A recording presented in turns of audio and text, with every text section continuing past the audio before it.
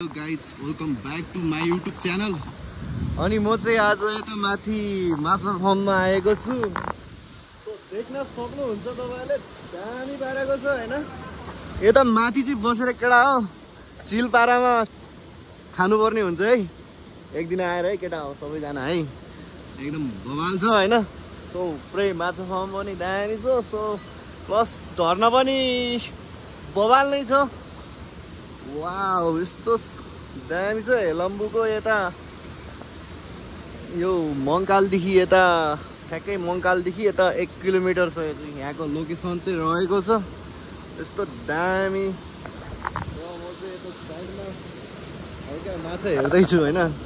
कत्रो कत्रो भइसकेछ माछा नि ठिकै सानो सानै रहेछ यता चाहिँ। अन्त उता उता सानो अनि तल साइड चाहिँ अलि ठुलो ठुलो हैन। जोस दामी नै छ यस्तो छ क्या बवाल अति दामी। अब चाहिँ म फर्किनु पर्ने हुन्छ। यहाँ चाहिँ एकछिन यसो दाजुभाइले बस्नु भनेको थियो। अब थोरै बर्थडे पनि रहेछ उहाँको छोराको चाहिँ। अब चाहिँ अनि म चाहिँ फर्किन्छु होला